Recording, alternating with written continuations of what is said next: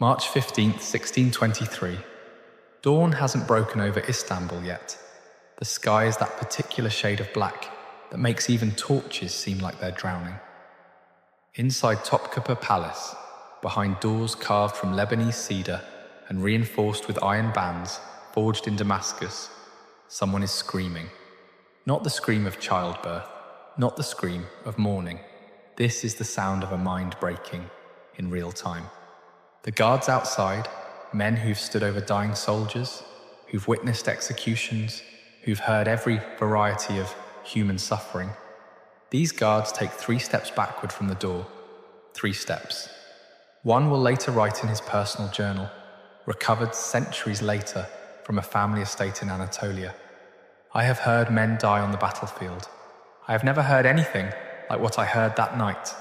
It was the sound of a soul trying to escape a body that had become a prison. The girl screaming is 15 years old. Her name is Fatma Sultan, daughter of the most powerful man in the known world, granddaughter of the woman who would rule an empire from behind latticed windows. 3 months ago, she was writing treatises on astronomy. Tonight, she's learning what it means to be currency in her father's empire. This isn't a story about a wedding night. This is a story about a machine, one designed with surgical precision to turn human beings into instruments of state policy. And the method? Trauma so systematic, so calculated, that it makes modern psychological warfare look primitive by comparison. What you're about to hear has been buried in encrypted archives for 600 years. The question isn't why they hid it. The question is, how many other truths are still buried? Before we continue, look, I know you're here for the story, but here's the thing. Every view, every like, every subscription to Crimson Historians isn't just algorithm food. It's a vote that says, yes, show me the history that makes me uncomfortable. Show me the truths that don't fit in textbooks. Now back to Istanbul, back to the night that changed everything. The Ottoman Empire isn't just powerful, it's the center of gravity for 3 continents. When Istanbul speaks, Venice listens. When the Sultan frowns, kings in Vienna lose sleep. And inside this empire, inside the marble heart of Topkapı Palace, there's a section called the Imperial Harem. You've heard of it. You think you know what it was. You don't. This was a parallel government, a shadow state where the Sultan's mother, his wives, his daughters, and hundreds of enslaved women lived in a hierarchy more complex than any European court. Some of these women wielded more real power than most male ministers. But here's the catch. Power had rules, and for the Sultan's daughters, those rules were written in their own flesh. Fatma Sultan was born in 1606 to Sultan Ahmed I and Kösem Sultan, a woman who would become one of the most powerful rulers in Ottoman history, though no history book calls her that. Kösem ruled from the shadows for nearly 40 years. She made sultans, she unmade them too, but even Kösem couldn't protect her daughter from the machine. By age 10, Fatma spoke 4 languages fluently. She could debate scholars in Persian, write poetry in Arabic that made court poets nervous, discuss Greek philosophy in the original text. Palace astronomers recorded that she asked questions about planetary motion that wouldn't be formally answered until Kepler's work reached the Ottoman court years later. She kept journals, dozens of them, filled with observations about lunar phases, sketches of architectural innovations, philosophical questions about the nature of time. One entry, dated December 1620. If the stars move in perfect circles, why does time feel like a spiral? Father says I think too much for a girl. Mother says nothing, but her eyes tell me she knows something I don't. I wish the stars could warn me of what's coming. They couldn't. December 1622. Fatma is summoned to the innermost chamber of the harem. No warning, no explanation. Her mother is there. Kösem Sultan, the woman who'd orchestrated political coups, who'd survived assassination attempts, who'd outlived enemies with the patience of stone, slowly wearing down water, sits with her back perfectly straight, face unreadable. The announcement is made by Gulnar Hatun, a woman whose job title doesn't translate cleanly into English. She was an architect of psychological destruction, and she'd been doing it for 30 years. "The decision has been made, Wao," Gulnar said in a voice that carried no emotion whatsoever. "You will marry Kara Mustafa Pasha. The wedding will be March 15th. Preparations begin tomorrow." Kara Mustafa Pasha, a military commander, 20 years Fatma's senior, a man whose face carried scars from 3 different campaigns, a man who'd built his reputation on efficiency, on breaking things quickly and completely. For him, this marriage was a promotion, a reward for loyalty. For Fatma, it was a death sentence with a wedding dress. Fatma doesn't speak. She looks at her mother. Kösem's face remains stone. That silence is its own answer. What happened next wasn't just preparation for marriage. It was erasure by design. You know what the worst part about this story is? It's not that it happened. It's that we almost lost it completely. Someone, multiple someones, worked very hard to make sure you never heard about what I'm about to tell you. Every time you scroll past a video like this because it's too heavy or too dark, you're participating in that erasure. You're letting the cover-up continue. If you believe that the voices that powerful people tried to silence deserve to be heard, stay with me. Because forgetting is how we let history repeat itself. Now, let me show you exactly what those 3 months of preparation really meant. The room they take her to is called the Gelin Odası, the bride's chamber. The name is a lie. It isn't a chamber, it's a laboratory. Every detail has been calculated over generations. The walls are panelled in dark ebony, chosen specifically because it absorbs light, makes the space feel like it's closing in. The carpets are so thick that footsteps make no sound. The windows are covered, not with curtains, but with heavy wooden shutters nailed shut. The only light comes from oil lamps positioned at specific angles. Modern psychologists who've studied the architectural plans say the lighting was designed to create disorientation, bright enough to see, but positioned so you could never quite tell what time it was, how much time had passed. On the walls, tapestries, not decorative ones. Each one depicts a story from Islamic history of the ideal wife. Women who sacrificed everything, women who obeyed without question, women who found joy only in their husband's approval. Visual propaganda running on a loop 24 hours a day. Gulnar Hatun enters the room like a headmistress at an execution. 60 years old, a face that looks carved from Cappadocian stone. In her hands, a leather-bound book written in Ottoman script. This book has no title on the cover. Inside, detailed instructions for breaking a human being's autonomous will while keeping the body intact. It had been refined over 8 decades. Fatma was the 18th princess to go through this particular version. "Stand," Gulnar commands. And for the next 4 hours, Fatma learns the 18 postures of humility. These aren't simple bows. Each one has specific angles, specific meanings, specific messages, encoded in body language that had been systematized like mathematics. The greeting bow, 30-degree neck tilt, hands below the heart, eyes down. Message, I am grateful for your attention. The serving bow, 45 degrees, hands extended, palms up. Message, I exist to fulfill your needs. The retiring bow, full prostration, forehead to ground. Message, I disappear when you wish it, 4 hours a day, every day, for 3 months. Modern kinesiologists who've studied the documented postures say they're designed to create what's called embodied submission, when your body's muscle memory overrides conscious resistance. Your mind might want to stand tall, but your trained muscles betray you, pulling you into submission automatically. By week 3, Fatma's body bows before her mind can decide to.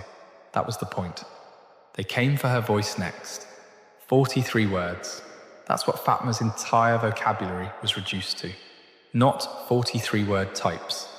43 specific phrases written out on parchment that she was permitted to speak. Yes, my lord. As you wish. Forgive my inadequacy. Thank you for your mercy. I am honored by your attention.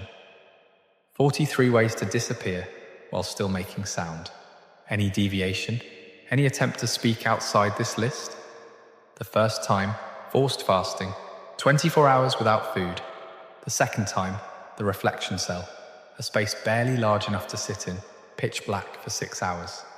The third time, public humiliation, brought before the entire female household, over 300 women, while senior concubines listed her failures, her inadequacies, her worthlessness as a royal daughter. By week 5, Fatma has stopped trying to speak anything else. The girl who once debated scholars can't form a complete sentence. Twice a week there's a ceremony called the Lesson in Perspective. Here's what that means. Fatma, daughter of the Sultan, granddaughter of the most powerful woman in the empire, is required to personally serve her father's favorite concubines. Not symbolically. Actually serve them. She washes them, combs their hair, dresses them in the garments they'll wear for their intimate appointments with her father. Feeds them by hand like a servant feeding nobility. One witness account from a junior attendant who later left the palace and wrote privately about what she saw. The princess shook so violently while fastening the ruby necklace on Hadija Sultan that the stones rattled like dice in a cup. She wept without sound. I have never seen a human being cry while making no noise.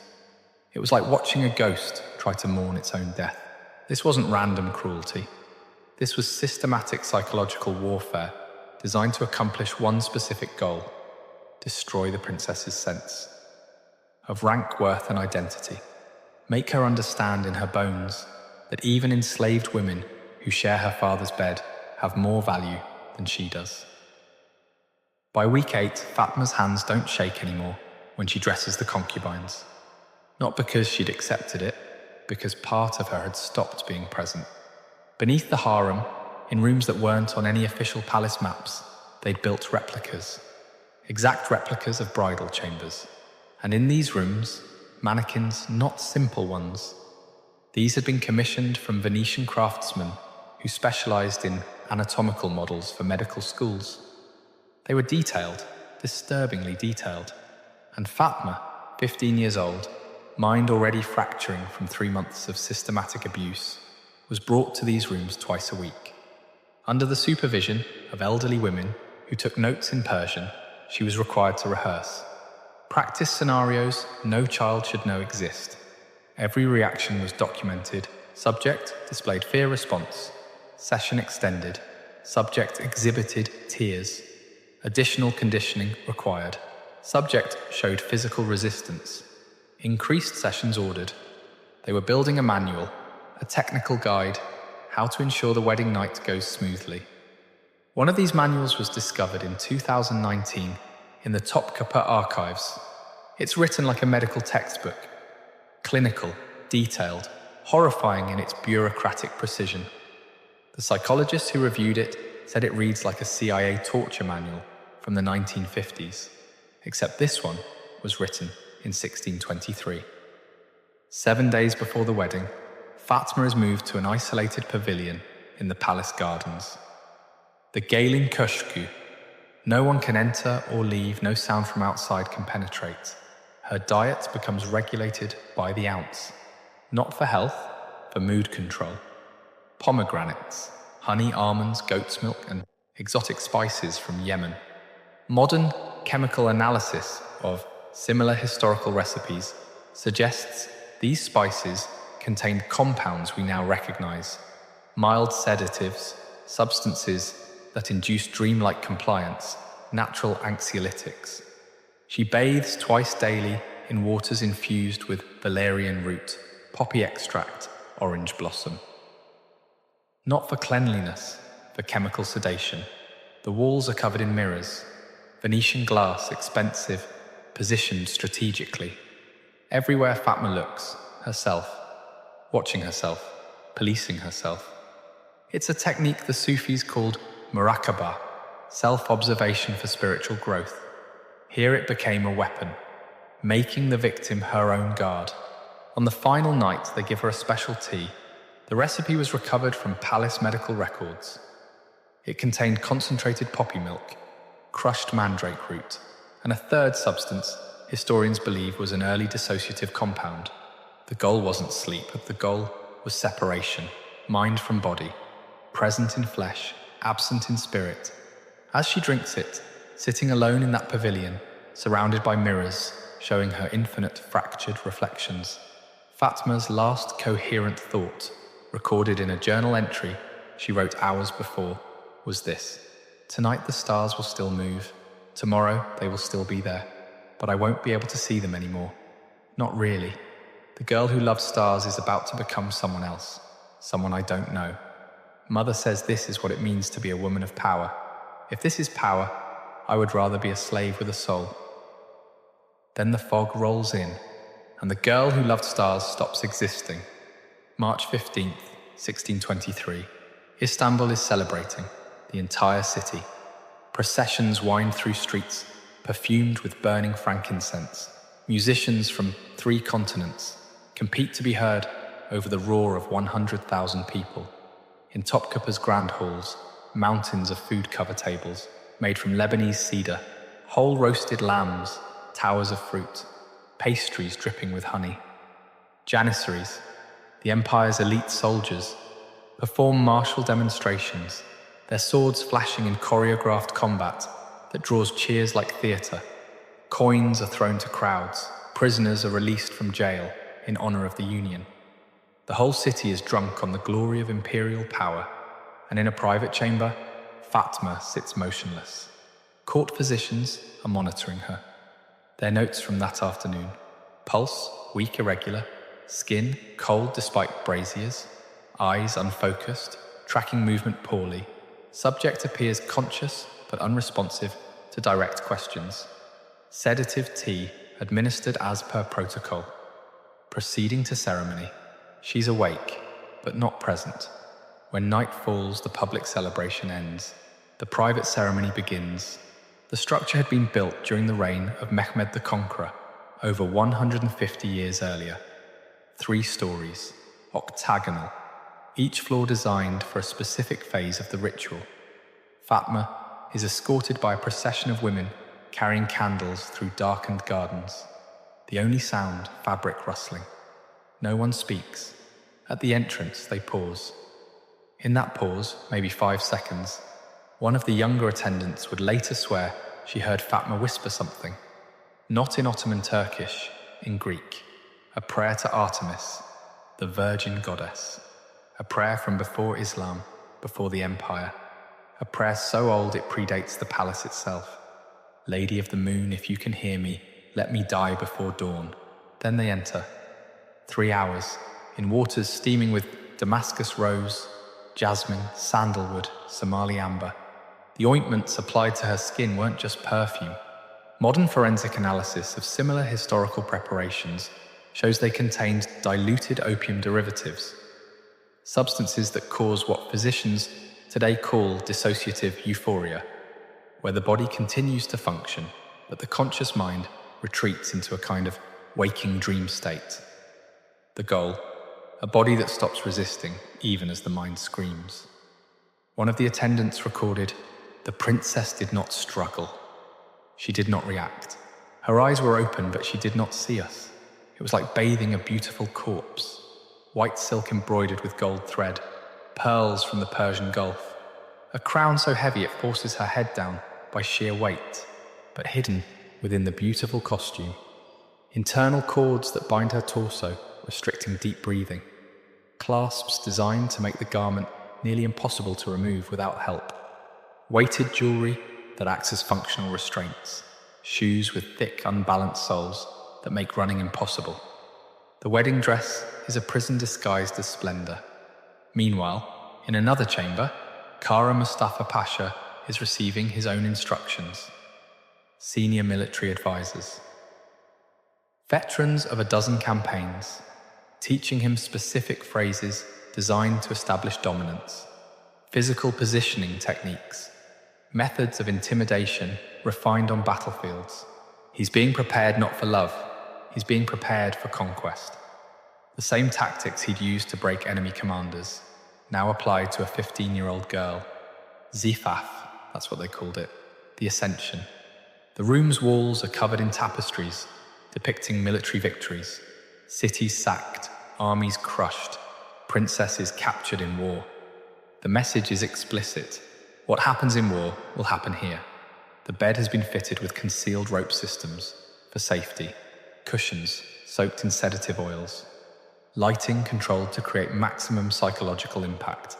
Behind carved wooden screens, witnesses, physicians, scribes, their job, document that the marriage was consummated, make sure the machine worked, the doors close. What happened next was recorded in encrypted medical notes. It's written in Persian and sealed for over 600 years. I'm going to tell you what those notes say, not because it's entertainment, because erasing what happened to these girls is exactly what the empire wanted, and we refuse to let that erasure stand. The physicians documented complete physical and psychological collapse within the first hour. Subject's body exhibited severe tremors. Voice disappeared entirely. No sound produced despite apparent attempts at speech. Eyes rolled back. Consciousness flickered between present and absent states. Primary male participant initially interpreted subject state as defiance. Employed recommended intimidation techniques. Subject showed no responsive resistance, not due to compliance, but apparent psychological absence. After 3 hours of failed attempts at consummation, additional sedatives administered. Physical consummation achieved only after subject entered what we term shock-imut, absolute shock, a state where the body continues to function while conscious awareness appears to have completely withdrawn. There's a term for this in modern psychology, dissociative shutdown. It's what the mind does when trauma becomes so overwhelming that consciousness itself becomes the enemy. The mind abandons the body to protect itself, even though that protection is an illusion. The final medical note, written near dawn, internal injuries documented, repeated loss of consciousness, subject's pulse dangerously weak. What we observed tonight was not a wedding night. It was what we term ruhun çıkması, the departure of the soul. Consummation achieved, marriage sealed, physical body remains functional. The person who entered this chamber, however, did not survive the night. When dawn broke, Istanbul celebrated a successful royal wedding. Coins thrown to crowds, blessings recited in mosques, poetry written praising the union, and in that pavilion, Fatma sat in silence, staring at nothing. A girl had died, not her body. That would linger for 29 more years, but everything that made her Fatma gone. I need you to pause for a second. What you just heard isn't fiction. It's not exaggeration. It's documented in medical journals, architectural records, witness testimonies. These girls existed. Their suffering was real. And for 600 years, that suffering was deliberately hidden. You know what matters right now? That you're still watching, that you haven't clicked away because it's uncomfortable. If you've made it this far, you understand something. History isn't supposed to make you comfortable. It's supposed to make you aware. Subscribe to Crimson Historians, not for me, for every Fatma whose story almost got buried forever. That night was just the beginning. The years that followed would reveal a truth far more complex than anyone imagined. The morning after the wedding, the palace physicians were alarmed, not because something went wrong, because it went too right. Fatma had developed what they clinically termed selective mutism. She didn't speak, at all. When directly commanded by Gulnar Hatun or her husband, she would respond in barely audible whispers, using only those 43 permitted phrases. But voluntary speech, gone. Her appetite vanished. She had to be force-fed like an infant. Attendants literally putting food in her mouth, massaging her throat to make her swallow. And then there were the episodes. Without warning, Fatma would begin weeping, hours-long crying sessions, where her whole body shook with sobs, but no sound came out. Attendants described it as watching someone drown in air, but worse than the crying, the fear. Any man, triggered what the physicians called fear sickness. A eunuch she'd known her entire life would enter the room. Immediate hyperventilation, extreme sweating, collapse. Her own father couldn't be in the same room with her. Guard shifts had to be rearranged, male servants reassigned, her entire life restructured around this overwhelming, body-destroying terror of male presence. The physicians tried everything: herbal tinctures, music therapy, Sufi spiritual exercises, experimental treatments involving magnets and special diets. Nothing worked, because you can't heal a broken mind by treating the body. The girl who once filled journals with astronomical observations, those journals sat locked in a chest, never opened again. Her calligraphy instruments, tools she'd once used to create art that made poets jealous, gathered dust on a shelf. The gardens she'd loved exploring, she refused to enter them. Every piece of who she'd been, erased. Fatma's marriage to Kara Mustafa Pasha continued. On paper, there were children, 4 of them, conceived during encounters that the medical records describe, using the same clinical detachment as that first night. Subject entered dissociative state, consummation achieved, subject unresponsive for hours afterward. 4 children, born to a mother who wasn't present for their conception. There were public appearances, state functions where Fatma stood silent and still as a porcelain doll, wearing whatever they dressed her in, moving when they positioned her. The illusion of normalcy for political necessity. But private records from palace staff tell a different story. Kara Mustafa Pasha began spending longer and longer periods away on military campaigns. He turned to opium, then to other women. Some accounts suggest he repeatedly requested assignments to the most dangerous frontiers: Hungary, Persia, Yemen.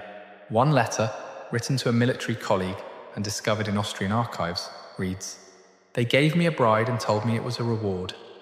What they gave me was a ghost wearing a crown. I cannot look at her without seeing what I was made to do. Send me to the frontier. Send me anywhere. Let me die in battle like a soldier, not in shame like a coward." He was haunted, she was destroyed, and the empire called it a successful marriage. Fatma lived 29 more years in this half-death, a ceremonial ornament, a womb for future political pawns, a lesson in what happens when you're born female in a system that values women only as currency. March 15th, 1652, exactly 29 years after her wedding night, she died of what physicians recorded as brain fever. But the date was too precise to be coincidence. Palace staff whispered that she'd simply decided, on that anniversary, that she'd carried the weight of memory long enough, that after 29 years of living as a ghost, she finally gave herself permission to stop.